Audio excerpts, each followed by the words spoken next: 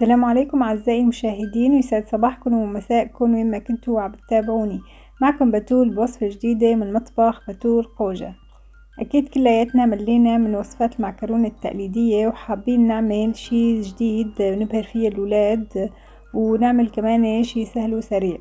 وصفتنا لليوم هي معكرونة على الطريقة الإيطالية، رح نستخدم فيها خضار، رح نستخدم فيها كريمة، رح نستخدم فيها جبنة، وكمان رح نستخدم فيها نوع معكرونة مختلف.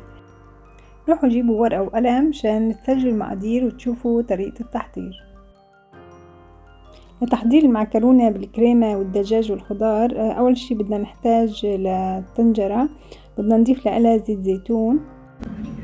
بعد ما ضفت زيت الزيتون رح ضيف لهم البصل، وأنا مقطعته جوانح. البصل حوالي بصلتين حجم وسط، وطبعا بالنسبة للمقادير دايما بتلاقوهم موجودين بصندوق الوصف.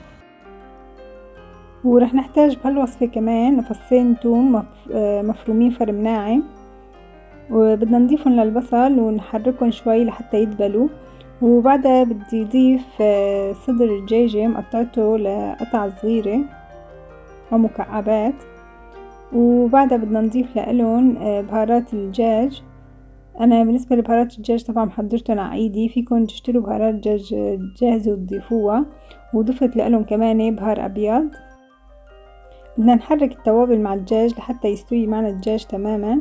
وبعدها بدي اضيف له معكرونه. انا عم بستخدم هذا النوع من المعكرونه اللي بتجي المعكرونه من جواته قلبها فاضي، وبتدخل كمان النكهات لجوا. انا استخدمت بهالوصفة باكيت معكرونة واحد، طبعا انتو فيكم كمان تضاعفوا الكمية. بعد ما ضفت المعكرونة رح جيب مي مغلية حوالي لتر ونص، وبدي ضيفهم للمعكرونة. وبعدها بدنا نضيف لها علبة قشطة سائلة. طبعا فيكم تستخدموا القشطة المتوفرة عندكم بالبيت، بس اهم شي ما يكون فيها سكر او تستخدموا قشطة الحلويات. وبدنا كمان نستخدم كريمة طازجة متوفرة كمان بكل السوبر ماركات الألمانية والتركية كمان.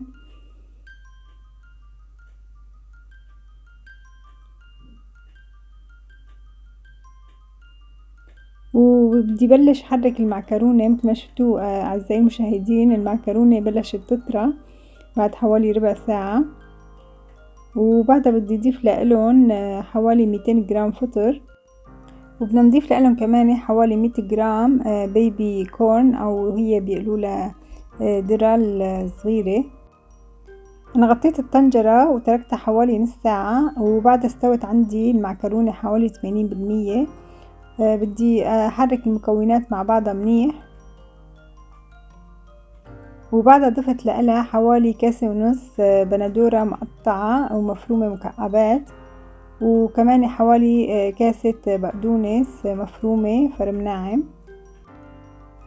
واكيد ما بننسى هون عملية التحريك. بعد ما حركتها منيح رغطيها واتركها حوالي ربع ساعة تانية لحتى تنشف المية تبعيتها وتستوي عندي المعكرونة بشكل كامل. بعد حوالي ربع ساعة شلت غطا الطنجرة، ومثل ما شايفين المعكرونة كيف حجمها تضاعف واستوت كتير منيح. وهلأ صار وقت نضيف الجبنة. وطبعا بالنسبة للجبنة أنا عم بستخدم جبنة مبشورة جاهزة، فيكم تستخدموا أي نوع أنتو بتحبوه أو بتفضلوه. بس هاي المعكرونة طماعة وبتحب الجبنة كتير، وطبعا كل ما دللتوها وحطيتولها جبنة رح تعطيكم نكهة أطيب. بعد ما ضفت أول كمية من الجبنة رح حركها منيح مشان تدخل وتتغلغل جوات المعكرونة وتدوب بشكل كامل. وبعد ما خلصت الطبقة الأولى من الجبنة رح ضيف الطبقة الثانية، ومثل ما قلتلكن كمية بترجع لإلكن واختيارية وحسب بتوفر عندكم في البيت. بس أنا حبيت دلل الولاد ودلل هالمعكرونة. وهلأ هيك صار طلع شكلها بعد ما خلصت، وألف صحة وهنا. هاي كانت وصفتنا لليوم، معكرونة الجبنة والكريمة والدجاج. قدمت لكم اياها بطريقة مختلفة، وشفتوا كيف كانت طريقة التقديم سهلة وسريعة. بتمنى انكم تجربوها وان شاء الله تنال اعجابكم. وكتبولي بالتعليقات إذا بتحبوا تشوفوا وصفات جديدة عن طريق قناتي، وبشوفكن دايما على خير. كانت معكم بتول من مطبخ بتول خوجة، والسلام عليكم.